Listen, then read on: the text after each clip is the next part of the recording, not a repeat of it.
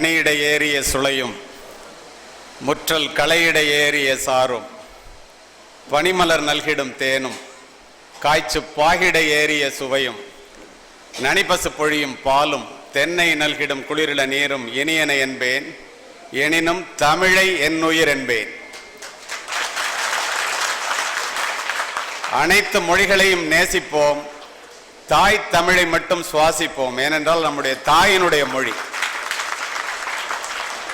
வெள்ளத்தனையது மலர் நீட்டம் மாந்தர்தம் உள்ளத்தனையது உயர்வு என்ற வள்ளுவனின் வாக்கிற்கிணங்க உயர்ந்த உள்ளத்தோடு இந்த மண்ணின் மைந்தராக, வருவாய்த்துறை ஆணையராக, எல்லாவற்றுக்கும் மேலாக ஒரு இலக்கியவாதியாக இங்கே உரையாற்றி அமர்ந்திருக்கின்ற மரியாதைக்குரிய வருவாய்த்துறை ஆணையர், முன்னாள் வருவாய்த்துறை ஆணையர், ஒரு கொஞ்ச நாளைக்கு முன்னாடி தான் ரிட்டையர்ட் ஆகியிருக்கிறாரு, திரு சங்கரலிங்கம் அவர்களே, நல்லதோர் வீணை செய்தே அதை நலங்கட புழுதியில் எறிவதுண்டோ, சொல்லடி சிவசக்தி என்னை சுடர்மிக அறிவுடன் படைத்து விட்டாய், வல்லமை தாராயோ இந்த மாநிலம் பயனுற வாழுதற்கே என்ற பாரதியினுடைய கனவை நனவாக்கும் வகையிலே நல்லதொரு வீணையாக உருவாக்கப்பட்ட இந்த மாணவ செல்வங்கள் நலங்கெட்டு புழுதியிலே எரிந்துவிடக் கூடாதே என்ற உயரிய நோக்கத்தோடு சாரதிராம் அறக்கட்டளை ஒன்றை நிறுவி அதனுடைய தலைவராக இந்த விழா நடப்பதற்கு மூல காரணமாக, நான் உங்கள் முன் உரையாற்றுவதற்கு காரணமாக,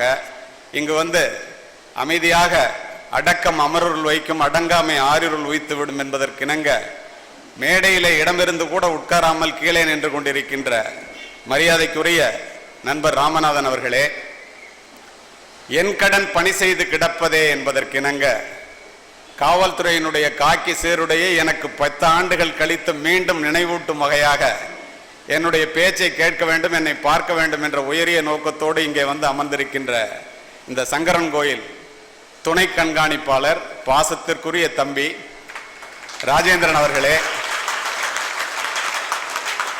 அன்னசத்திரம் 1000 நாட்டல் ஆலயம் 10,000 வைத்தல் பின்னருள்ள தர்மங்கள் யாவும் பெயர் விளங்கி ஒளிர நிறுத்தல் அன்னையாவினும் புண்ணியம் கோடி ஆங்கோர் ஏழைக்கு எருத்தல் வித்தல் என்று எழுத்தறிவிக்கின்ற ஒரு புனிதமான பணியை செய்கின்ற கல்வி அறக்கட்டளை பல கல்வி நிலையங்களினுடைய நிறுவனர்களாக இந்த மேடையிலே அமர்ந்திருக்கின்ற அத்துணை பேருக்கும் என்னுடைய மனமார்ந்த நன்றியை தெரிவித்துக் கொள்கின்றேன். ஒவ்வொருத்தரையும் சொல்லிட்டு இருந்தால் நேரம் அதிலே அதிகமாயிடும். எனக்கு கொடுக்கப்பட்ட நேரத்தை விட ஒரு நிமிடம் கூட நான் அதிகமாக பேச மாட்டேன். ஏனென்றால் நான் அரசியல்வாதி அல்ல, காவல்துறை அதிகாரி.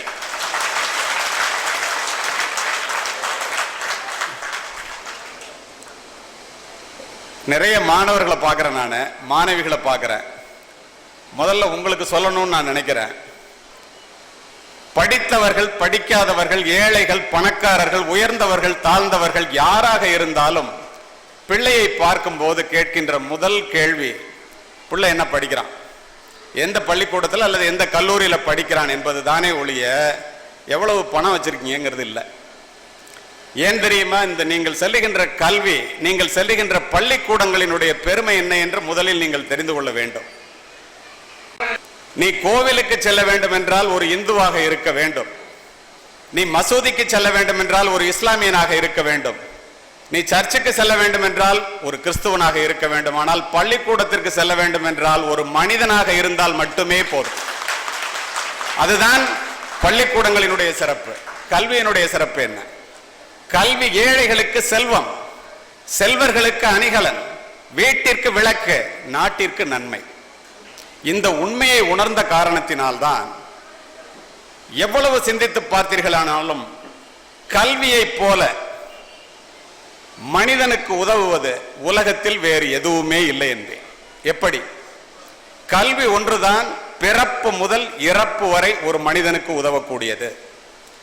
கல்வி ஒன்றுதான் படிக்கின்ற மாணவனையும் அவன் பிறந்த வீட்டையும் இந்த நாட்டையும் உயர்த்தக்கூடியது. எவ்வளவு பெரிய கோடீஸ்வரனாக இருந்தாலும் கல்வியை பெற்றோர்களிடமிருந்து சொத்தாக பெற முடியாது, அவன் அதை படித்துத்தான் பெற முடியும். அதுதான் கல்வியினுடைய சிறப்புகளிலேயே மிகப்பெரிய சிறப்பு. இதை உணர்ந்த காரணத்தினால்தான் படிக்காமல் இருப்பதை விட பிறக்காமல் இருப்பதே மேல் என்றான் பேரறிஞன் பிளேட்டோ. படிக்க தெரியாத அரசனாக இருப்பதை விட, சிந்திக்க தெரியாத மந்திரியாக இருப்பதை விட, படிக்க தெரிந்த ஏழையாக இருப்பதுவே மேல் என்றான் மெக்காலே. இந்த உலகத்தையே மாற்றக்கூடிய ஒரு ஆயுதம் உண்டு நண்பர்களே. அந்த ஆயுதத்தினுடைய பெயர் கல்வி என்றார் நெல்சன் மண்டேலா. அறியாமை என்பது வெட்கப்பட வேண்டிய ஒன்றுதான், ஆனால் அறிந்து கொள்ள விருப்பம் இல்லாமை என்பது அதனை விட வெட்கக்கேடு. இதை சொன்னவன் பெஞ்சமின் பிராங்க்லின். பெற்ற பிள்ளை கைவிட்டாலும் கற்ற கல்வி கைவிடாது சொன்னவர் மகாத்மா காந்தி. கல்வியின் மூலமாக தன்னுடைய அறிவை வளர்த்துக் கொள்வதை மட்டுமே இந்த மனித குலம் தன்னுடைய தலையாய நோக்கமாக கொள்ள வேண்டும் சொன்னவர் விவேகானந்தர். முதுமையை முன்னிட்டு முன்னதாக செய்து வைத்துக் கொள்கின்ற பாதுகாப்பு பணிகளிலேயே மிகவும் உயர்ந்தது கல்வி சொன்னவன் அரிஸ்டாட்டில். ஏன் இத்தனை பேர் இவ்வளவு சொன்னாங்க? அப்படி என்ன அந்த கல்விக்கு மிகப்பெரிய பெருமை? ரஷ்ய புரட்சிக்கு பிறகு செஞ்சதுக்கத்திலே இது போன்றது ஒரு மேடையிலே நின்று ஆயிரக்கணக்கான ரஷ்ய மக்களிடம் உரையாற்றிக் கொண்டிருக்கின்றான். உரையாற்றுபவன் லெனின். அங்கு கூடியிருந்த மக்களை பார்த்து அவன் சொன்னான், இந்த ரஷ்யாவை உலக அரங்கிலே நான் முன்னெடுத்து செல்ல முடியும், அதற்கு இங்கு கூடியிருக்கின்ற உங்களுக்கு மூன்று கடமைகள் இருக்கிறது என்றான். ஒரு முதியவர் எழுந்து எங்களுக்கு என்ன கடமை என்று கேட்டார். படியுங்கள். ஒரு மாணவி எழுந்து எங்களுக்கு என்ன இரண்டாவது கடமை என்று கேட்டால் படியுங்கள். ஒரு மாணவன் எழுந்து இளைஞன் எழுந்து மூன்றாவது கடமை எங்களுக்கு என்ன என்று கேட்டான். படியுங்கள் என்றே சொன்னான். ஏன் படியுங்கள் படியுங்கள் படியுங்கள் என்றே 3 பேருக்கும் சொன்னான் தெரியுமா? யாரெல்லாம் புத்தகங்களை நோக்கி தலை குனிகிறீர்களோ அவர்கள் அத்துணை பேரும் இந்த உலகத்திற்கு முன்னால் தலை நிமிரலாம் என்ற ஒரே காரணம்தான். முதுகெலும்புடைய பாடுபட்ட தந்தை, முழு வயிறு காணாமல் உங்களை வளர்த்தெடுக்கின்ற தாய், தனக்கு கிடைக்காத கல்வி, தனக்கு கிடைக்காத செல்வம், தனக்கு கிடைக்காத வாய்ப்பு தன்னுடைய பிள்ளைகளுக்கு கிடைக்க வேண்டும் என்ற ஒரே உயரிய நோக்கோடு தானே தங்களுடைய வாழ்க்கையே அர்ப்பணித்து இங்கே வந்து உங்களோடு அமர்ந்திருக்கின்றார்கள். அவர்களினுடைய ஆசைகளை நிறைவேற்ற வேண்டியது உங்களுடைய கடமை அல்லவா? உள்ளபடியே நான் கூறுகின்றேன், எத்தனையோ நூற்றுக்கணக்கான தமிழ் ஆங்கில புத்தகங்களை, சுய முன்னேற்ற புத்தகங்களை படிப்பவன் நான். ஆனால் உங்களுக்கு சொல்லிக் கொள்கின்றேன், நம்முடைய ஆத்திச்சூடி, கொன்றைவேந்தன், திருக்குறள், நாலடியார், நருந்தொகை இவற்றிலே சொல்லப்பட்டதற்கு உரை எழுதியதைப் போலத்தான் அத்துணை ஆங்கில புத்தகங்களும் இருக்கிறதே ஒழிய நண்பர்களே, நம்முடைய தமிழிலே இல்லாதது, 2 வரியிலே சொன்னது, ஒற்றை வரியிலே சொன்னது உலகத்திலே எந்த புத்தகத்திலும் இல்லை. இதை பெருமையோடு சொல்லுவதற்கு காரணம் அந்த தமிழ்த்தாயின் மக்கள் தான். ஓதாமல் ஒரு நாளும் இருக்க வேண்டாம், ஒரு நாள் கூட படிக்காம இருக்காதரா உலக நீதி. இளமையில் கல் கொன்றைவேந்தன், கல்வி கரையில கற்பவர் நாள் சில நாலடியார், கற்கை நன்றே கற்கை நன்றே பிச்சை புகினும் கற்கை நன்றே சொன்னவன் அதிவீர ராமபாண்டிய மன்னன், சொன்ன இடம் நருந்தொகை. பிச்சை எடுத்தாவது படிடாங்க. பிச்சை எடுப்பது எவ்வளவு கேவலம், அதை எடுத்தாலும் பரவாயில்ல படிடாங்க. ஏராள செல்வத்தை ஈதலினும் பிள்ளைக்கு சீராய் தரும் கல்வி சீர் என்கிறது நபிமொழி குறள். அரும் பரிசு பிள்ளைக்கு 1000 ஈதலினும் பெரும் பரிசு கல்வி என பேசி என்கிறது மேலது. ஏன் இவங்கெல்லாம் அப்படி சொன்னாங்க? என்ன அப்படி அந்த கல்வியினுடைய சிறப்பு? செல்வத்தை விட கல்வியினுடைய சிறப்பு பெரிதா என்ற சந்தேகம் உங்களுக்கு வரலாம். வெள்ளத்தால் போகாது, வெந்தணலால் வேகாது, வேந்தராலும் கொள்ளத்தான் இயலாது, கொடுத்தாலும் நிறைவின்றி குறையாது. செல்வம் கொடுக்க கொடுக்க குறையுண்டா, கல்வி கொடுக்க கொடுக்க வளரும். அதனாலதான் செல்வத்தை விட கல்வி பெருசுறாங்க. எக்குடி பிறப்பினும் யாவரே ஆயினும் அக்குடியில் கற்றோரை மேல் வருக என்பார். நீ எந்த குடி, என்ன ஏழ்மை, நீ படித்திருந்தனா, நல்லா படிச்சிருந்தா உன்னை மேடைக்கு வாடான்னு அழைப்பான். எப்பிறப்பாயினும் ஏமாப்பு ஒருவர்க்கு மக்கட்பிறப்பில் பெரிதல்ல, அப்பிறப்பில் கற்றலும் கற்றவை கேட்டலும் கேட்டதன்கண் நிற்றலும் கூட பெறின். படிச்சா மட்டும் பத்தாதுரா, படிச்சபடி நடக்கணும், படிச்சவன் சொல்றதை கேட்கணும். அது மாதிரி நீ நடந்துட்டேன்னா இந்த பிறப்பே உனக்கு பயனுள்ளதாயிடும். உற்றொளி உதவியும் உருபொருள் கொடுத்தும் பிற்றநிலை முனியாது கற்றல் நன்றேன். பிறப்போர் அண்ண உடன் வயிற்றுள்ளும் சிறப்பின் பாலால் பெற்ற தாயும் மனம் தெரிவாள். எங்கேயாவது கேள்விப்பட்டிருக்கிறோமா? ஒரு அம்மாவுக்கு 4 பிள்ளைங்க இருந்துச்சுன்னா எல்லா பிள்ளைகிட்டையும் ஒரே மாதிரி தான் அனுபவிச்சிருப்பா. ஆனா அந்த தாய் கூட நல்லா படிக்கிற பிள்ளைகிட்ட மனசுக்குள்ள கொஞ்சம் அதிகமான அனுபவிச்சிருப்பான். ஒரு குடி பிறந்த பல்லோருள்ளும் மூத்தோன் வருக வெண்ணாதவருள் அறிவுடையோனார் அரசும் செல்லும். மூத்தவனை வாடான்னு கூட மாட்டான் அரசன். தான் பிள்ளைங்களை எவன் புத்திசாலின்னு பார்த்தான் கூடும். வேற்றுமை தெரிந்த நாற்பால் உள்ளும் கீழ்ப்பால் ஒருவன் கற்பின் மேல்பால் ஒருவனும் அவன்கட்படுமே. ஆரிய படை கடந்த நெடுஞ்செழியன் புறநானூற்றில். இதெல்லாம் ஏன் சொல்றேன்னா,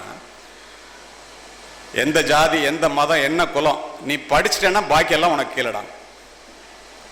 இவ்வளவு பேர் இவ்வளவு சொல்லும் போது, இத்துணை பெற்றோர்கள் உங்களை படிக்க வைப்பதற்காக இங்கு வந்து அமர்ந்திருக்கும் போது, அந்த கல்வியை படிச்சு ஒரு பட்டம் மட்டும் வாங்கிட்டு போய் ஒரு வேலைக்கு போய் பணம் சம்பாதிக்கிறது மட்டும்தான் கல்வியினுடைய பொருள் என்று தவறாக யாரும் தயவு செய்து நினைத்து விடாதீர்கள். கல்வியினுடைய பொருள் கடலளவு பெரியது. ஆசிரியர்களும் பெற்றோர்களும் பிள்ளைகளுக்கு கல்வியினுடைய பெருமை அருமைகளை சொல்லித்தாருங்கள். சும்மா படின்னு சொல்றதை விட, மன்னரும் மாசர கற்றோனும் சீர்தூக்கின் மன்னரில் கற்றோன் சிறப்புடையோன். மன்னருக்கு தன் தேசமல்லால் சிறப்பில்லை, கற்றோர்க்கு சென்ற இடமெல்லாம் சிறப்பு. அதனால படிறான். ஒரு அரசனா இருந்தா கூட அவன் நாட்டில் மட்டும்தான்டா சிறப்பு. படிச்சுட்டேன்னா உலகத்துல எந்த மூலைக்கு போனாலும் சிறப்பு. அதனால படி. எல்லா நலமும் ஈந்திடும் கல்வி இல்லா வீடு இருண்ட வீடுங்க. படிப்பிலார் நிறைந்த குடித்தனம் நரம்பில் துடிப்பிலார் நிறைந்த சுடுகாடுங்க. அறிவே கல்வியாம் அறிவிலா குடும்பம் நெறி காணாமல் நின்றபடி விழும்னா சொன்னது பாரதிதாசன். என்ன அர்த்தம்? ஊர்ல பார்த்திருப்போம், பெரிய பணக்காரனா இருப்பான், அப்பாட்ட பணம் இருக்குன்னு புள்ள படிக்க மாட்டான். அடுத்த தலைமுறையில நெறி காணாமல் நின்றபடி விழும். ஏழை குடும்பமா இருக்கும், புள்ள படிச்சிருப்பான், ஆலமரத்தை போல விழுது விட்டு வளரும். அதுல இருந்து என்ன தெரியுது? உடையவர் என்பவர் கல்வி உடையவரே, இல்லாதவர் என்பவர் கல்வி இல்லாதவரே. எங்க அப்பா, நான் சின்ன பையனா உங்களை மாதிரி இருக்கும்போது, நீ மட்டும் படிச்சுட்டேன்னா உன்கிட்ட இருந்து எது போனாலும் இந்த கல்வி மட்டும் போகாதுப்பா அப்படின்னு சொல்லுவாங்க. ஒரு ஏழை விவசாயி, படிக்காதவங்க. உங்க அப்பா அம்மா எல்லாம் சொல்ற மாதிரி தான் எனக்கு சொல்றாங்கன்னு அப்பா நினைச்சேன். ஆனால் என்னுடைய தந்தை சொன்னதனுடைய உண்மையான பொருள் இன்று விளங்குகிறது நண்பர்களே. எப்படி தெரியுமா? இங்கு என்னை பற்றி படித்தார்களே, காவல்துறையினுடைய உயர் அதிகாரி, காவல்துறை ஆணையர், கண்காணிப்பாளர் என்றெல்லாம். இன்று நான் காவல்துறை ஆணையர் அல்ல. நான் அணிந்திருந்த காக்கி உடை என்னிடத்திலே இல்லை. இங்கு படித்தார்களே, அந்த பதக்கங்கள் என்னுடைய மார்பை அலங்கரிக்கவில்லை. ஆனால் நண்பர்களே, என்னுடைய தந்தை சொன்ன கல்வி என்னிடத்திலே இருக்கின்ற காரணத்தினால் உங்களிடத்திலே நான் முக்கிய விருந்தினராக உரையாற்றிக் கொண்டிருக்கிறேன். அதுதானே உண்மை. சரி, பணக்காரர்கள் படிக்கிறத விட ஏழை பிள்ளைகள் இங்க படிக்கும் போது முன்னாடி பேசினவங்க எல்லாம் சொன்னாங்களே, எத்தனை பேர் இங்க இருந்து போய் சங்கரன் கோயில்ல வேலையில இருக்காங்க, நீங்க படிச்சிருவீங்கிறதுல எனக்கு முழு நம்பிக்கை இருக்கு. எவ்வளவு பெரிய நம்பிக்கை பாருங்க. எல்லாரும் பேசினாங்களே, நம்ம ஏன் படிக்கணும்? நம்மை போன்ற ஏழை குடும்பத்தில் உள்ளவர்கள் ஏன் படிக்கணும்? நல்லா சொல்றேன் கேட்டுங்க. பணக்காரர்களினுடைய மாளிகையிலே பிறக்கின்ற பிள்ளைகளினுடைய கால்களை கூட தாங்குவதற்கு தோள்கள் காத்திருக்கின்றன. பணக்காரன் வீட்டில் அம்பானி, டாடா, பிர்லா ஒரு பிள்ளை பிறந்துச்சுன்னா 4 வேலைக்காரன் தூக்கி தோல்ல வச்சுக்குவான். நம்மை போன்ற ஏழை குடும்பத்திலே பிறக்கின்ற பிள்ளைகளினுடைய தோள்களுக்கோ சுமைகள் காத்திருக்கின்றன. எப்படிப்பட்ட சுமைகள்? தங்கச்சி கல்யாணம் பண்ணி கொடுக்கணும், அம்மா அப்பாவை பார்த்துக்கணும், நம்ம வேலைக்கு போகணும், குடும்பத்தை காப்பாற்றணும். மிகப்பெரிய எதிர்பார்ப்போடு தன்னிடம் இருப்பது அத்துணை இழந்து உங்களை படிக்க வைக்கின்றார்கள். அப்படி இருக்கும்போது நம்ம ஏன் படிக்கணும்னா, பணக்காரர்களுடைய மாளிகையிலே பிள்ளைகள் வளர்ந்தே பிறக்கிறார். நம்மை போன்ற ஏழைகளின் குடும்பத்திலே பிள்ளைகள் பிறந்துதான் வளர்கிறார்கள். ஆனால் ஒன்று தெரிந்து கொள்ளுங்கள் மாணவர்களே, மாணவிகளே, பெற்றோர்களே, வளர்ந்தே பிறப்பது வாரிசுரிமை, பிறந்து வளர்வதே பிறப்பின் பெருமை என்பதை மனதிலே பதிய வைத்துக் கொள்ளும். இங்கு அமர்ந்திருக்கின்றாரே IAS அதிகாரி, இங்கு அமர்ந்திருக்கின்றாரே துணை கண்காணிப்பாளர், எங்களில் யாரை வேண்டுமானாலும் எடுத்துக் கொள்ளுங்களேன். நாங்கள் அத்துணை பேரும் பிறந்து வளர்ந்தவர்கள் என்பதிலே தான் எங்களுக்கு பெருமை.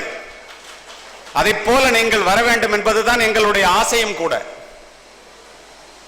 சரி, படிக்கலைன்னா என்ன ஆகும்? உடல் உழைப்பை மட்டுமே நம்பி மாடாய் உழைத்து ஓடாய் தேய்ந்து போகின்ற கோடிக்கணக்கான பேரில் நீங்களும் ஒருவராகி விடுவீர்கள். எனக்கு முன்னால பேசினவர் சொன்னாரு, வேலை காலியா தான் இருக்கு, வாய்ப்பு உங்களுக்கு கிடைக்கல. ஏன் தெரியுமா? பொறியியல் சும்மா பட்டம் படிச்சுட்டு வெளியில வந்தா மட்டும் படிச்சவன் நினைச்சுக்காதீங்க. இதை சரியாக உள்வாங்கிக் கொள்ள வேண்டும். கல்லூரியில் 50 மார்க் வாங்கினா கூட நீங்க பட்டம் வாங்கிட்டு வெளியில வந்துடலாம். வேலைக்கு போற இடத்துல 99.5 மார்க் வாங்கினா கூட வேலை கிடைக்காது. 99.6 வாங்கினவன் 100 பேர் இருக்கும். ஏன் வேலை கிடைக்கலன்னு தெரியுதப்போ? 80% பொறியியல் பட்டதாரிகள் அன்எம்ப்ளாயபிள், வேலை கொடுக்கறதுக்கே தகுதி இல்லடாங்கிறான். கல்லூரிகள் உயிரை கொடுத்து பணத்தை போட்டு செலவு செய்து உங்களை படிக்க வைக்கின்றார்கள். பெற்றோர்கள் தன்னுடைய வியர்வையை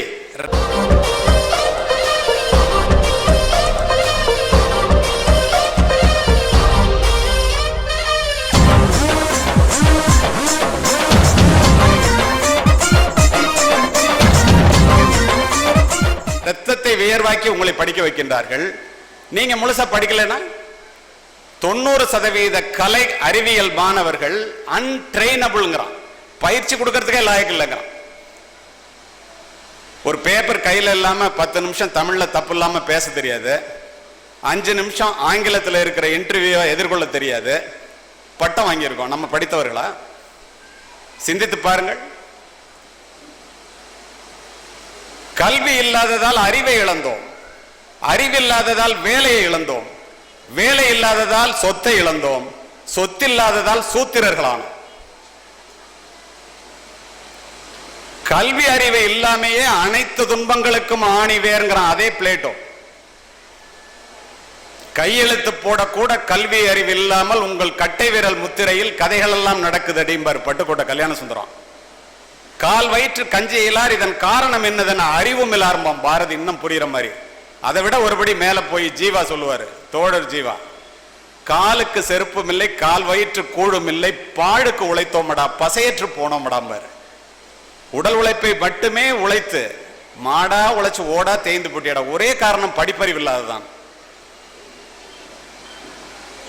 நானும் படிச்சவன்னு சொல்லிட்டு அறிவுபூர்வமா பொருள் புரிந்து படிக்காமல், அவர் சொன்னாரு அது மாதிரி மனப்பாடம் பண்ணிட்டு போறவனுடைய நிலைமை, அல்லது படிக்காம படிச்சவ மாதிரி மேடையில பேசுறவனுடைய நிலைமையா 1000 வருஷத்துக்கு முன்னாடி சொல்லிட்டு போயிட்டான். எப்படி தெரியுமா?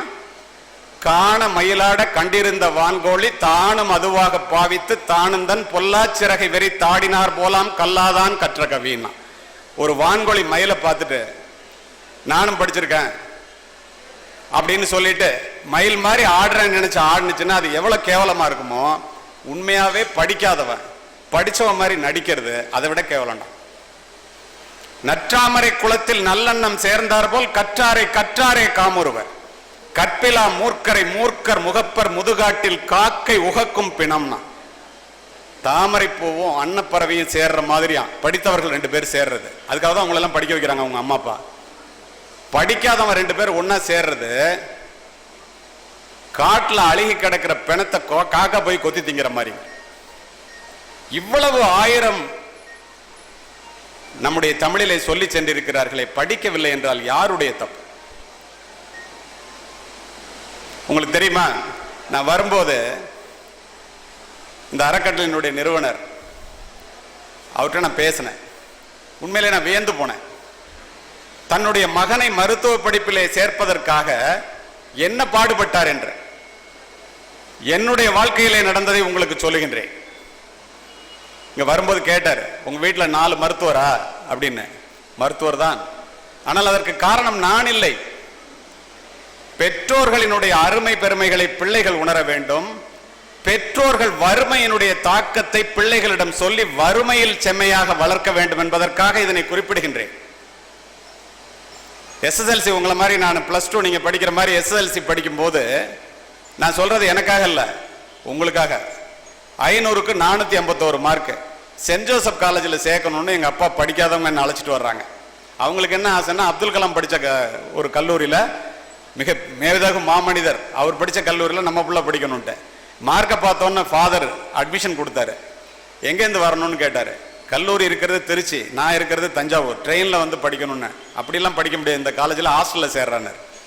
எங்கள் அப்பாவால் என்ன ஹாஸ்டலில் சேர்க்க முடியாதுன்னு எனக்கு தெரியும். ஏன் தெரியுமா? ஹாஸ்டலுக்கு 1 மாதத்துக்கு 30 ரூபா பணம் கட்டணும். அது கட்ட முடியாதுன்னு எனக்கு தெரியும்.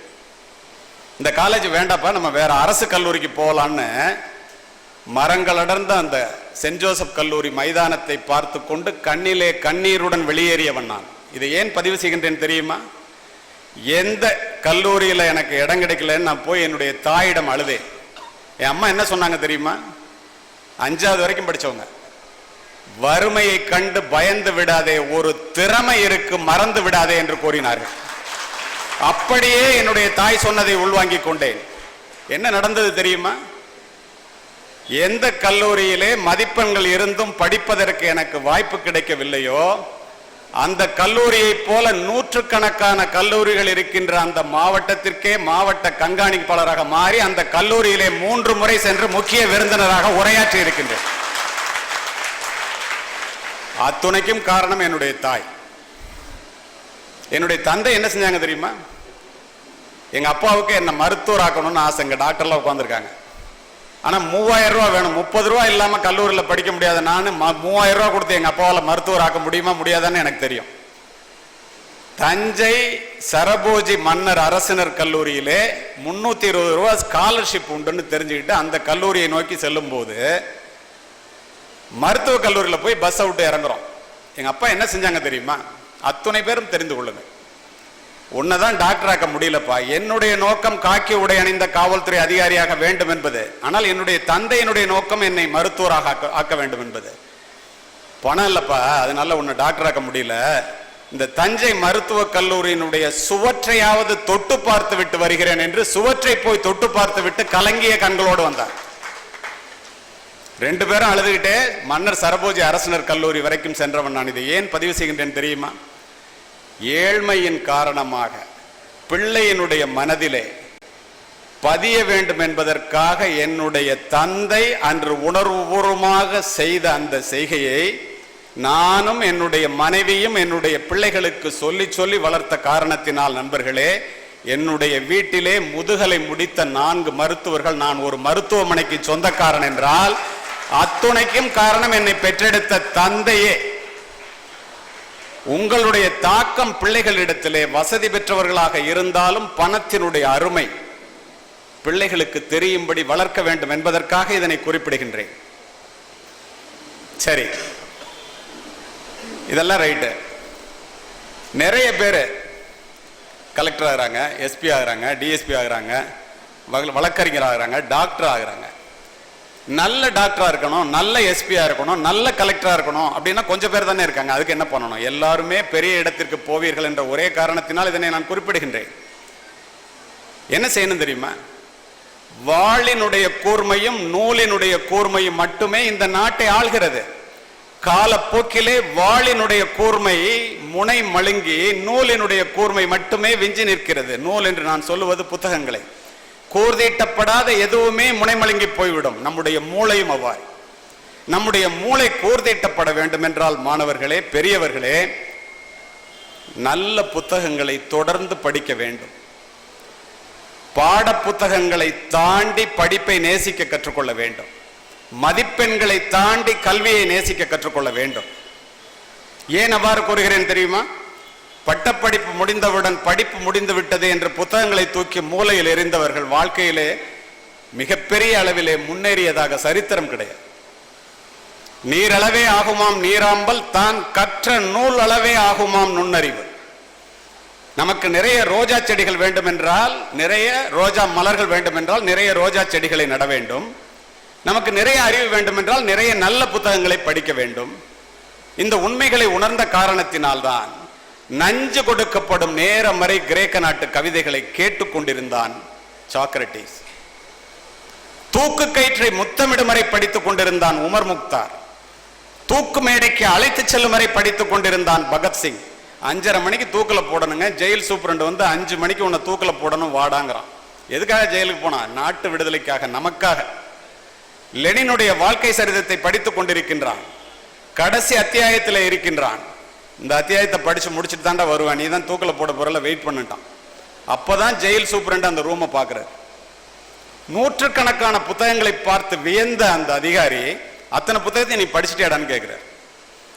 எந்த புத்தகத்தை வேண்டுமானாலும் எடுத்துக்கொள், எந்த பக்கத்தை வேண்டுமானாலும் புரட்டிக்கொள், என்ன கேள்வி வேண்டுமானாலும் கேட்டு பாருனா. அப்படியே அட்டென்ஷன் ஆகி ஒரு சல்யூட் அடிச்சுட்டான் அவனுக்கு அந்த அதிகாரி. படித்து முடித்து விட்டு சென்று தூக்கு கயிற்றை முத்தமிட்டான். மாணவர்களே, நண்பர்களே, அப்படி என்றால் உயிர் போகின்ற நிலையிலே கூட அந்த நேரத்தை வீணாக்காமல் ஒருத்தன் படிக்கின்றான் என்றால் உங்களுக்கு கிடைக்கின்ற வாய்ப்பை நாம் அவ்வாறு பயன்படுத்துகிறோமா? சிந்தித்து பாருங்க. 35 ஆண்டுகள் நூலகத்திலே மூழ்கி மூலதனம் எனும் கம்யூனிஸ்ட் வேதாந்தத்தை கண்டுபிடித்தான் கார்ல் மார்க்ஸ். நேராச்சரா லைப்ரரியை பூட்டணும்னா என்ன உள்ள வச்சு பூட்டிட்டு போய் காலையில திறந்துக்கிடான்ட்டு படிச்சவன். படுக்கின்ற இடம் கூட படிப்பகத்திற்கு அருகாமையில் கேட்டார் அம்பேத்கர். படித்துக் கொண்டிருந்த புத்தகத்தை முடித்து விட வேண்டும் என்பதற்காக தன்னுடைய அறுவை சிகிச்சையை அடுத்த நாள் மாற்றி வைக்க சொன்னார் பேரறிஞர் அண்ணா. ராஜாராம்ங்கிற ஒரு மந்திரி கிட்ட சொல்லி புரூக்லின் ஹாஸ்பிட்டல்ல அடுத்த நாள் வச்சுக்க முடியுமா ஆபரேஷன் போய் டாக்டரை கேளியாங்கிறார்.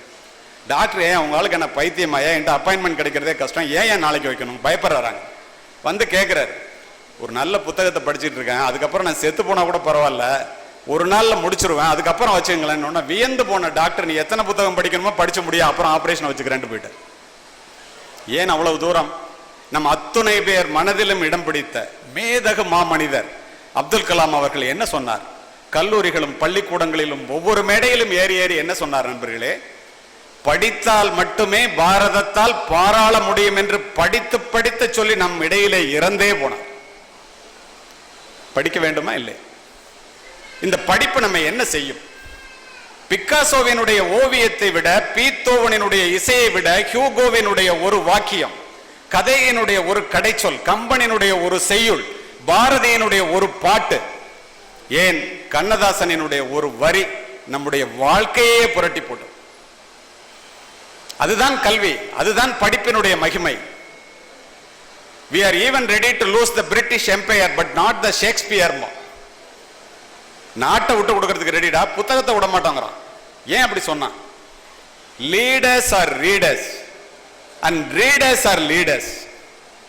Today a reader, tomorrow a leader. இது நமக்கு தெரிய வேண்டாமா? Anyone who stops learning is old. Whether this happens in 20 or 80, it is immaterial.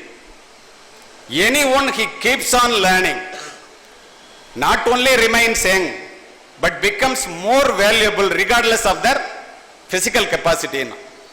யார் ஒருத்தன் படிக்கிறத நிறுத்தாம படிக்கிறானோ அவனுக்கு இந்த உலகத்துல தேவை இருந்துகிட்டே இருக்குங்க. இளைஞர்கள் நிறைய பேர் உட்கார்ந்துருக்கிறீங்க. நம்மெல்லாம் சின்ன பையன் தானே, நம்மளால என்ன செய்ய முடியும் அப்படின்னு நீங்க நினைக்கலாம். உங்களுக்கு தெரியுமா, உலகத்தில் உள்ள பெரும்பாலான சாதனைகள் இளமையின் சாதனைகளே. எப்படி தெரியுமா?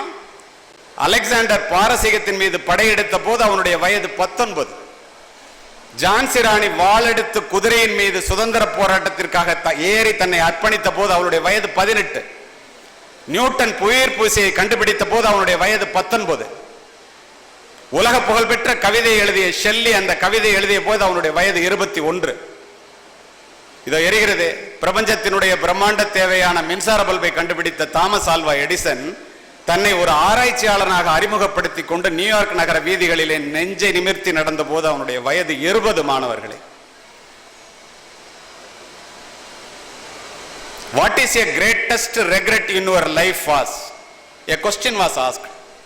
The talk show superstar Larry King replied, I should have been better rooted through the great books in my early days.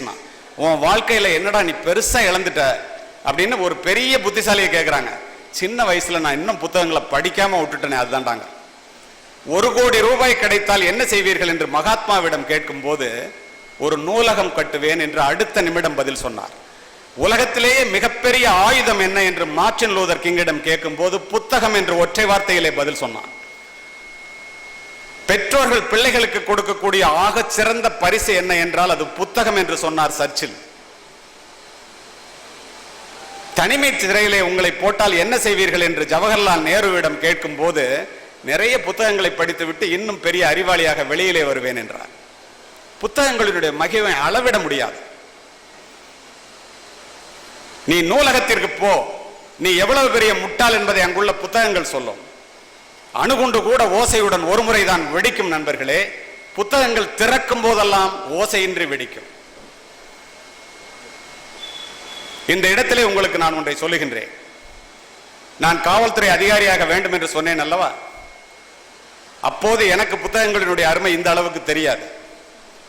நானும் என்னை விட ஏழ்மையான குடும்பத்தில் இருந்து வந்த என்னுடைய நண்பனும் தினம் தினம் கல்லூரிக்கு செல்லும் போது தஞ்சை மாவட்டத்திலே எஸ்பி பங்களாவும் கலெக்டர் பங்களாவும் பக்கத்தில் பக்கத்தில் இருக்கும். இது ரெண்டையும் பார்த்துக்கிட்டே தினம் ஒரு நாட்டுப்புறத்து ஏழை சிறுவனாக 2 பேரும் கல்லூரிக்கு செல்வோம். மாணவர்களுக்காக சொல்லுகின்றேன். அப்படி போகும்போது ஒரு நாள் அந்த எஸ்பி பங்களாவை நின்று பார்த்துட்டு, ஒரு ஆளுக்கு இவ்வளவு பெரிய பங்களாவா, சிவப்பு விளக்கு சுழல, பெரிய மீசை வச்சுட்டு, காக்கி உடை அணிந்து, ஒரு எக்ஸசைஸ் பாடியில, வி ஷேப் பாடியில ஒரு காவல்துறை அதிகாரி வர்றாரு. தினம் கான்ஸ்டபிள்லாம் சல்யூட் அடிக்கிறாங்க. இது மாதிரிலாம் நம்ம ஆக முடியுமா என்று ஒரு கனவு. என் பக்கத்தில் இருக்கிற என்னுடைய நண்பன், நான் கல்லூரி நேரம் போக மீதி நேரம் அத்துணையும் மைதானத்திலே கழிப்பவன். என்னுடைய நண்பன், அவனுடைய நோக்கம் என்ன என்று எனக்கு தெரியாது. ஒரு ஹிந்து பேப்பரை ஒரு லைன் விடாம படிப்பான். கல்லூரி நேரம் போக அத்துணை நேரமும் நூலகத்திலேயே அமர்ந்திருப்பான். 2 பேரும் எஸ்பி பங்களாவும் கலெக்டர் பங்களாவும் இருக்கிற இடத்துல நின்று பார்த்துட்டு இருக்கும்போது அந்த எஸ்பி வெளியில வர்றாரு. வேற யாரும் இல்லை, திரு வால்டர் தேவாரம். 1971ஆம் ஆண்டு. ஏன்டா காலேஜுக்கு போல எங்க நிக்கிறீங்கன்னு கேட்டார். உங்களை மாதிரி ஆகணும்னா என்ன பண்ணணும்னு கேட்டாங்க. காரை விட்டு கீழே இறங்கினார். ஒழுங்கா போய் என்சிசில சேரு, ரைபிள் கிளப்ல சேரு, இங்கு 3 முறை தங்கப்பதக்கம் பெற்றவர் என்றவுடன் நீங்கள் எல்லாம் கைத்தட்டினீர்களே, அதற்கு காரணம் அவர் சொன்னதெல்லாம் அன்னைக்கே செஞ்சேன். ஏற்கனவே சொல்லியிருக்கேன், என் நண்பனுடைய நோக்கம் என்ன என்று எனக்கு தெரியாது. அவர் சொன்னதெல்லாம் செஞ்ச பிறகு, கல்லூரி முடித்த பிறகு காவல்துறை அதிகாரிக்கான service commission, first batch service commission நாங்க தான். போட்டி வந்தது. நான் மைதானத்திலே இருந்ததுனால துப்பாக்கி சுடணும், ஓடணும், ஒடியாரணும், கயிறு ஏறணும். எனக்கு கிடைச்சிருச்சு, அவனுக்கு கிடைக்கல. அவன் இன்டோர்ல அதிக மார்க்கு, அவுட்டோர்ல கம்மி. நான் அவுட்டோர்லையும் இன்டோர்லையும் ஒரே மார்க்கு எனக்கு கிடைச்சிருச்சு. நான் அவன்கிட்ட அவன் சொன்னேன், ஏன்டா போய் இந்த நூலகத்திலே உட்காந்துருந்த, பேசாம என்னோட மைதானத்துக்கு வந்திருந்தேன்னாக்கா காவல்துறை உயர் அதிகாரி ஆயிருக்கலாம்லன்னு சொல்லிட்டு ட்ரைனிங் போயிட்டேன். பல இடங்களிலே பணிபுரிந்து இங்கு படித்தார்களே, சிறப்பு பதவி உயர்வெல்லாம் பதக்கங்களை எல்லாம் பெற்று, மாணவர்களே மாணவிகளே, எந்த எஸ்பி பங்களாவை பார்த்து கொண்டு ஒரு நாட்டுப்புறத்து ஏழை சிறுவனாக நான் கல்லூரிக்கு சென்றேனோ, அதே எஸ்பி பங்களாவிலே காவல்துறை அணிவகுப்பு வருவதை ஏற்று சிவப்பு விளக்கு சுழல என்னுடைய தாயுடனும் மனைவியுடனும் காவல்துறை கண்காணிப்பாளராக குடிபுகுந்தேன். கடைசி வரைக்கும் கேட்கணும்னு நினைக்கிறேன். I am always particular about the last benches because the best brain of the nation may be found in the last benches of the classroom. நான் தான் பெருசா சாதிச்சிட்டேன்னு நினைச்சிட்டு பதவியேற்று முடித்து விட்டு மரியாதை நிமித்தமாக மாவட்ட ஆட்சித்தலைவரை பார்ப்பதற்காக கலெக்டர் அலுவலகத்திற்கு சென்றேன். நண்பர்களே, அங்கே நூலகத்திலே அதிக நேரம் படித்த என்னுடைய நண்பன் மாவட்ட கலெக்டராக அமர்ந்திருந்தான். இதை ஏன் சொல்றேன் தெரியுமா? கல்லூரியில் படிக்க போறவங்களா இருந்தாலும் சரி, பள்ளிக்கூடத்தில் படிக்கிறவங்களா இருந்தாலும் சரி, நீங்கள் நேரம் செலவு செய்ய வேண்டிய இடம் 2. ஒன்று மைதானம், ஒன்று நூலகம். தயவு செய்து மனதிலே இதனை பதிய வைத்துக் கொள்ளுங்கள். பெண்கள் மாணவிகள் தான் அங்க நிறைய பேர் இருக்கிறீங்க. மாணவிகளுக்காகவே நான் சொல்றதெல்லாம் கதை இல்லை, நிஜம். இந்த இடத்துல எனக்கு ஒரு மகிழ்வோடு உரையாற்றி கொண்டிருக்கின்றேன். ஏன் தெரியுமா? இது போன்ற கூட்டங்களுக்கு நிழல் உலகத்தை சேர்ந்த நடிகர்களையும் பெரும்பாலும் அரசியல்வாதிகளையும் அழைப்பவர்களை நான் பார்த்திருக்கின்றேன். என்னுடைய செல்போன் கூட ஃபேஸ்புக்கில் இருக்காது. நண்பர் ராமநாதன் வந்து 1 மாசம் தேடி இருக்கோம் சார் உங்க போன். அந்த பொண்ணு எங்கேருந்து வச்சு, மிஸ்டர் கலி, திறமையின் அடிப்படையில் முடிவு பண்றது, உனக்கு தைரியம் இருந்தா வா திரும்ப சுடலான்னு. It is not a game of chance, it's a game of skill. ஒத்துக்கிட்டேன். திரும்ப டை வந்துடக்கூடாதுன்னு 10 ரவுண்டு கொடுத்துட்டான். நான் தானே முதல்ல சொல்றேன்னு வேண்டியிருக்கேன். உலகத்தில் உள்ள தெய்வங்கள் எல்லாவற்றையும் வேண்டிக் கொண்டு, யாரு? நானு. ஒரே மூச்சில் 10 ரவுண்டையும் சுட்டேன். 10க்கு 9 ரவுண்டு புல்லு, 1 ரவுண்டு இன்னர். ஒரு நாளைக்கு 20 ரவுண்டு பிராக்டிஸ் பண்றவன் நானு. அது மாதிரி நான் பிராக்டிஸ்ல கூட சுட்டதில்லை. நம்ம தான் ஜெயிப்போன்னு வந்து உட்கார்ந்தேன்.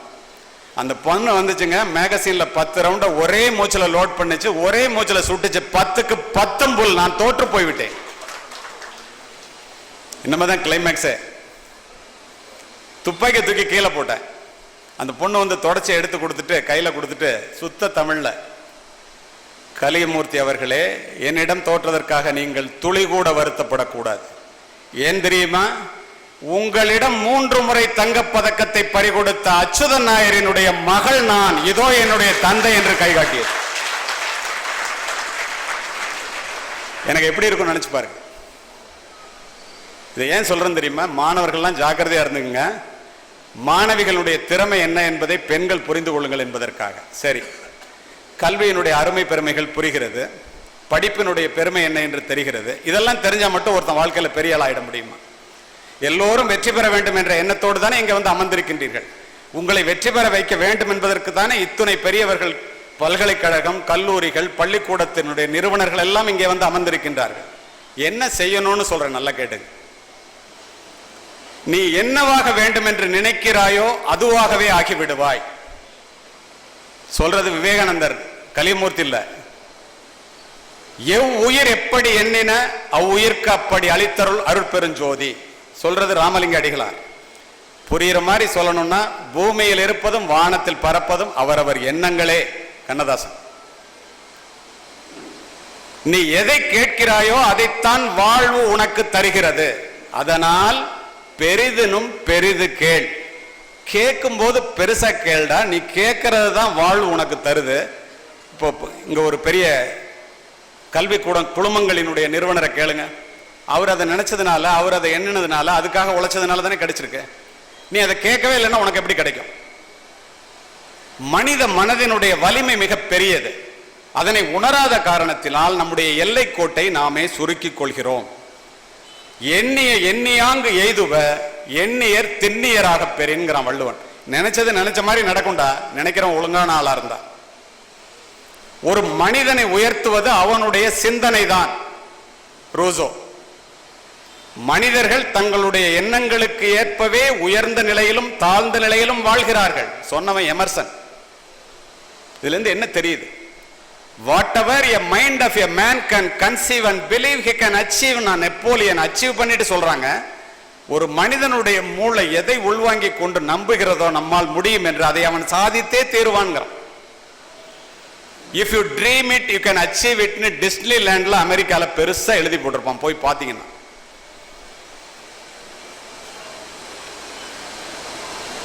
இதுக்கு என்ன golden key to remember is, மாணவர்கள் மாணவிகளுக்கு நல்ல மனசுல வச்சுங்க. the golden key to remember is the mind is the sole author of your success. if you master your thoughts you master your mind. once you master your mind you master your life. when you master your life you master your destiny. விதியை மதியால் வெல்லலாம். எல்லோரும் செய்கின்ற வேலையையே நீனும் செய்து கொண்டிருந்தால் எல்லோருக்கும் கிடைக்கின்ற பணம் தான் உனக்கும் கிடைக்கும். எல்லோரும் செல்லுகின்ற பாதையிலேயே நீயும் நடந்தால் எல்லோரும் சென்றடைகின்ற இடத்தைத்தான், ஊரைத்தான் நீனும் சென்றடைவாய். யாருமே சாதித்திராதவற்றை நீ சாதிக்க வேண்டும் என்றால் நண்பர்களே, யாருமே முயற்சித்திராதவற்றை நீ முயற்சிக்க வேண்டும். அதுக்கு என்ன செய்யணும்? நிறைய மாணவ மாணவிகளை ஒரு பெரிய எதிர்பார்ப்போட நான் பார்க்கிறேன். உங்களுக்கு நான் ஒண்ணே சொல்றேன், உங்ககிட்ட நான் பார்க்கறதுல மனசுல படுறத சொல்றேன். I see something in you.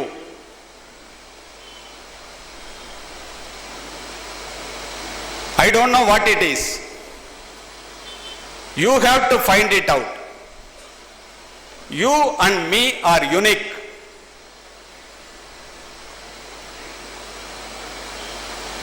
நீ நான் தனிமையானவன். உன்னிட்ட நான் எதையோ ஒன்ன பார்க்கிறேன். ஒரு பெரிய என்னவோ ஒன்று உன்னிட்ட இருக்கு.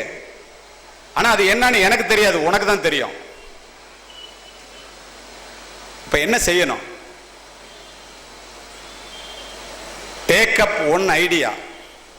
Make that one idea your life. Think of it, dream of it, live on that idea. Let your brain, muscles, nerves, every part of your body be full of that idea. Leave all the other ideas alone. That is the way to success. ஒவ்வொரு மனிதனும் வெற்றி பெற்றவர்கள் என்ன செய்கிறார்கள் என்றால் நண்பர்களே, தன்னுடைய பேர் ஆர்வம், தனக்கு எதிலே விருப்பம் இருக்கிறது என்பதை புரிந்து கொண்டு உடல் பொருள் ஆவி அத்துணையையும் அதிலே யாரெல்லாம் செலவு செய்தார்களோ அத்துணை பேரும் வெற்றியாளர்களே. இதில் இருவேறு கருத்துக்கு இடமே இல்லை. செய்யலைன்னா யாரோட தப்பு? சரி, நல்ல எண்ணம் இருக்கு, வேற என்ன வேணும்? லட்சியம்னு சொல்றாங்களே என்ன? லட்சியம் இல்லாத வாழ்க்கை என்பது முகவரி இல்லாத கடிதத்தை போன்றது. அம்பை எய்வதற்கு முன்னால் உன்னுடைய இலக்கை நிர்ணயித்துக் கொள். குறிபார்க்காத துப்பாக்கியும் இலக்கினை சென்றடையாத அம்பும் வீணானது. எப்படி? ஏன் வீணானது? சிந்தித்து பாருங்கள். எந்த லட்சியம்? நீ என்ன ஆக போறேன்னு கேட்டா எனக்கு என்ன பின்னாடி பார்த்துக்கலாம், ஏதாவது இது இல்லைன்னா அது. 2 முயல்களை விரட்டுகின்ற நாயினால் ஒன்றை கூட பிடிக்க முடியாது. கார்லேன்னு ஒருத்தங்க ஹங்கேரியன் ஆர்மியில கேப்டன். அவனுடைய விருப்பம் ஒலிம்பிக் போட்டியில துப்பாக்கி சுடுறதுல கோல்டு மெடல் வாங்கணுங்கிறது. மிலிட்டரி கேப்டன் கையெறி குண்டு பிராக்டிஸ் பண்ணும்போது ஹேண்ட் கிரீனேட் ஒரு நாள் அந்த கையெறி குண்டு கையிலே வெடிச்சிருது. வலது கை துண்டா போய் விழுந்துருது. 1938ஆம் ஆண்டு நேஷனல் சாம்பியன். 40ல் ஒலிம்பிக் போட்டியில் கலந்துக்கிட்டு தங்கப்பதக்கம் வாங்கணும்னு அவனுடைய ஆசை. ராத்திரி பூரா அழுகுறான். எதுக்கு? கை போனதுக்காக மட்டும் இல்லை, தன்னுடைய லட்சியம் தங்கப்பதக்கம் ஒலிம்பிக்கில் வாங்கணுங்கிற லட்சியம் போயிடுச்சேன்னு அழுகுறான். காலையில் ஒரு முடிவோட எந்திரிக்கிறான். ஒன்று நினைச்சத கை போயிடுச்சு, அதை அழுது சாகணும், இல்லைன்னா இடது கை கடவுள் கொடுத்தது இருக்கு, அதை உபயோகப்படுத்துமான்னு பார்க்கணும். 2வதை எடுத்துக்கொள்கின்றான். நண்பர்களே, 1940ல் ஃபர்ஸ்ட் வேர்ல்டு வார் நடக்கல ஒலிம்பிக். 44க்கு முயற்சி பண்றான், செகண்ட் வேர்ல்டு வார் நடக்கல ஒலிம்பிக். 48ல் நடக்குது. 28 வயசுல போக வேண்டியவன் 38 வயசுல ஒத்த கையோட போறான். அவனை பார்த்து எல்லாம் பழிக்கிறான். அவன் அவங்க அம்மாட்ட போய் அழுகுறான். அந்த அம்மா சொல்றாங்க, நீ தமிழ்ல சொல்றேன், நீ பெரிய முயற்சியிலே ஈடுபடும் போது இந்த உலகம் உன்னை பார்த்து வீண் முயற்சி என்று சொல்லும். நீ வெற்றி பெற்ற பிறகு இதே உலகம் உன்னை பார்த்து விடாமுயற்சி என்று பாராட்டும் போ அப்படிங்கிறாங்க. நண்பர்களே, அந்த போட்டியிலே கார்லே ஒற்றை கையினால், அதுவும் இடது கையினால் ஏற்படுத்திய உலக சாதனையை இன்றளவும் ஒலிம்பிக் போட்டியிலே ஒருத்தன் கூட முறியடிக்க முடியவில்லை என்பதுதான் உண்மை. கையே போனதுக்கு அப்புறம் கூட லட்சியத்திலிருந்து அவன் மாறலையே. நமக்கு எதுவுமே போகாம இருக்கும்போது நம்ம எடுத்த லட்சியத்திலிருந்து மாறலாமா? நல்ல லட்சியம் இருக்கு, வேற என்ன? நம்பிக்கைன்னு சொல்றாங்களே என்ன? எல்லாருக்கும் தான் நம்பிக்கை இருக்கு. செருப்பு தைக்கும் தொழிலாளியினுடைய மகனான ஆப்ரஹாம் லிங்கனால் அமெரிக்க ஜனாதிபதியாக முடிந்தது. கருப்பு இனத்திலே பிறந்த ஒபாமா என்ற மனிதனால் வெள்ளை மாளிகைக்குள்ளே 2 முறை அடியெடுத்து வைக்க முடிகிறது. ராமநாதபுரத்திலே வீடு வீடாக பேப்பர் போட்டுக் கொண்டிருந்த அப்துல் கலாம் என்ற சிறுவனால் அணு விஞ்ஞானியாகவும் இந்தியாவினுடைய ஜனாதிபதியாகவும் ஆக முடிகிறது. எப்படி? தன்னையே நம்பாதவனை உலகத்தில் யாரும் மதிக்க மாட்டார்கள். நீங்கள் எத்துணை தெய்வத்தின் மீது வேண்டுமானால் நம்பிக்கை வைத்துக் கொள்ளுங்கள். நீங்கள் உங்களை நம்பவில்லை என்றால் எந்த தெய்வத்தாலும் உங்களுக்கு விமோசனம் தரவே முடியாது. ஒரு பறவை கூட மரக்கிளையிலே உட்காரும் போது கிளை முறிந்து விடுமே என்று அஞ்சுவதில்லை. காரணம் என்ன தெரியுமா? பறவை நம்பி இருப்பது தன்னுடைய சிறகுகளே தவிர கிளைகளை அல்ல. கிளை முறிஞ்சிச்சுன்னா பறந்துடும். விழுந்து கிடந்தால் சிலந்தி கூட நம்மை சிறைப்பிடிக்கும் நண்பர்களே. எழுந்து நடந்தால் எரிமலையும் நமக்கு வழி கொடுக்கும்.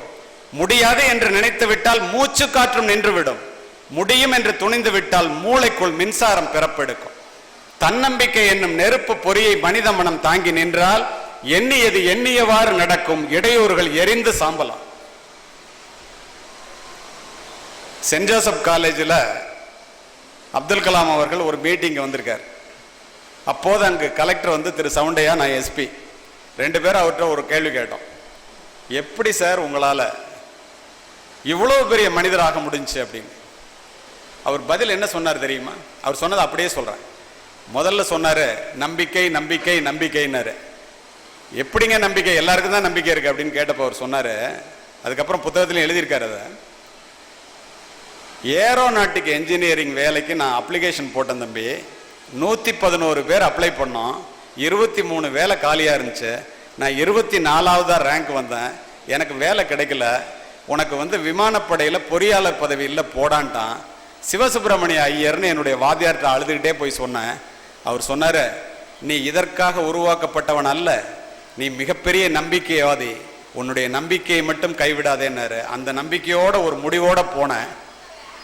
அதுக்கப்புறம் என்ன நடந்துச்சு அப்படின்னு அவர் கேட்டார். நான் சொன்னேன், எந்த விமானப்படை ஒரு பொறியாளர் பதவிக்கு தகுதி இல்லை என்று மேதகு அப்துல் கலாம் அவர்களை நிராகரித்ததோ நண்பர்களே, அந்த விமானப்படை, கப்பற்படை, தரைப்படை, முப்படை தளபதிகளுக்கும் தளபதியான ஜனாதிபதியாக இந்தியாவிற்கு மாறி அணிவகுப்பு மரியாதையை ஏற்று நிரூபித்து காண்பித்தார். அதுதானே உண்மை. உங்களால ஏன் முடியாது? சரி, நல்ல நம்பிக்கை இருக்கு, அது மட்டும் இருந்தா போதுமா? முயற்சின்னு சொல்றாங்களே, என்ன தெய்வத்தால் ஆகாதெனினும் முயற்சி தன் மெய்வருத்த கூலி தரும்ங்கிறாங்களே. எல்லாரும் தான் முயற்சி பண்றோம், எல்லாராலையும் முன்னுக்கு வர முடியலையே. ஏன் தெரியுமா? முயற்சிகள் தவறலாம், முயற்சி செய்ய தவறக்கூடாது. என்னுடைய முயற்சிகள் எத்துணையோ முறை என்னை கைவிட்டிருக்கின்றன நண்பர்களே. ஆனால் நான் என்னுடைய முயற்சியை ஒரு முறை கூட கைவிட்டதில்லை. முயற்சி என்பது முடிந்தவரை செய்வதற்கு பெயர் முயற்சி அல்ல, முடியும் வரை செய்வதே முயற்சி. நீ எடுத்துக்கொண்ட காரியத்தை முடிக்கும் வரை செய்வதே முயற்சி. இயலாமையினால் தோற்றவர்களை விட முயலாமையினால் தோற்றவர்களினுடைய எண்ணிக்கை தான் இந்த உலகத்திலே அதிகம். இருட்டு மனிதர்கள் எது வேண்டுமானாலும் சொல்லட்டும், வெளியிலே உலகம் வெளிச்சமாகத்தான் இருக்கிறது. இங்கு யாரும் கண்ணீர் விட்டு கதற வேண்டியதில்லை. போராட துணிந்த அத்துணை பேருக்கும் வெற்றி கதவுகள் திறந்தே இருக்கின்றன. நீ ஆசைப்படுவதை அடைந்து விட முடியாது. முயற்சியின் மூலமாக உன்னை தகுதியாக்கி கொண்டால் அதை மட்டும்தான் நீ அடைய முடியும். அப்படின்னா நம்ம பண்ற முயற்சி அந்த அளவுக்கு இருக்கா? மராத்தான் ஓட்டப்பந்தயத்தை பாருங்கள். ஆரம்ப புள்ளியிலே கூட்டம் அதிகமாக இருக்கும், நிறைவு புள்ளி காலியாகத்தான் இருக்கும்.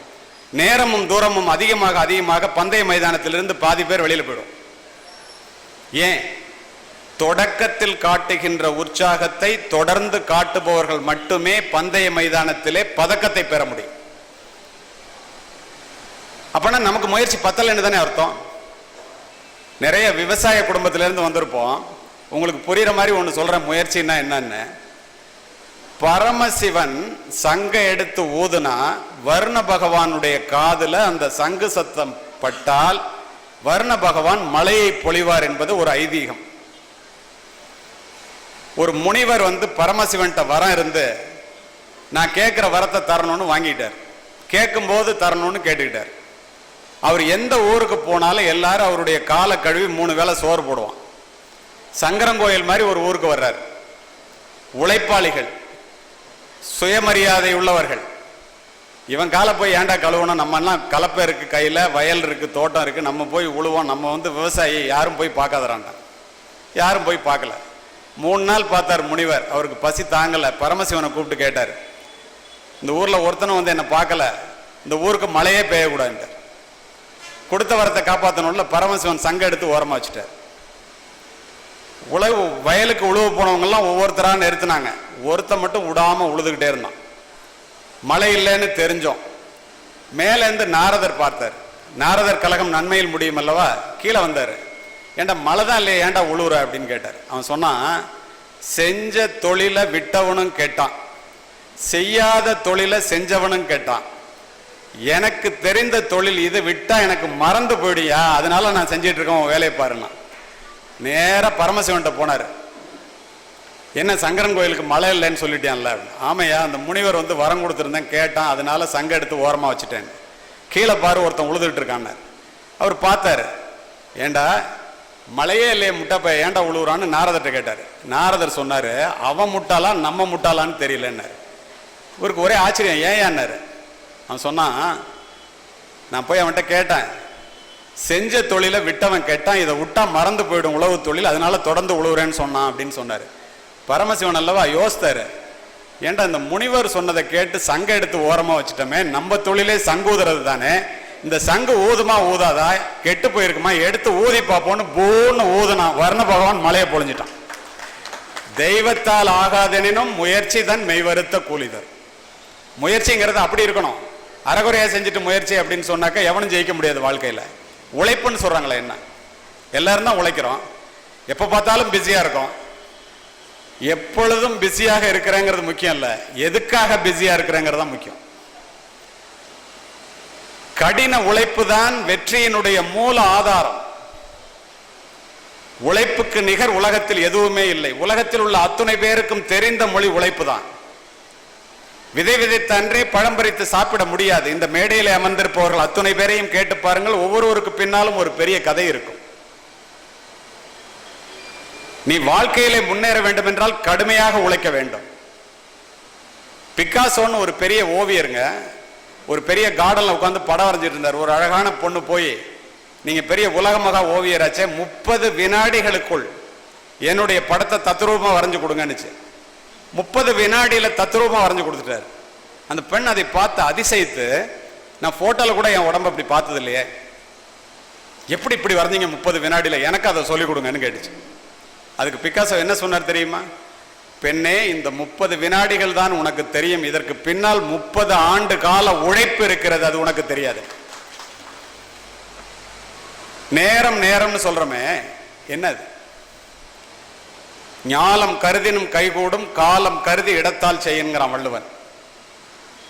இங்கு உட்கார்ந்திருக்கின்ற பெரியவர்கள் சிறுவர்கள் அத்துணை பேருக்கும் சொல்லிக் கொள்கின்றேன், வாழ்க்கையிலே வெற்றி பெற வேண்டும், வாழ்க்கையிலே முன்னேற வேண்டும். நீங்கள் வாழ்க்கையை நேசிப்பவர்களாக இருந்தால் தயவு செய்து எக்காரணத்தை கொண்டும் நேரத்தை வீணாக்காதீர்கள். ஏன் தெரியுமா?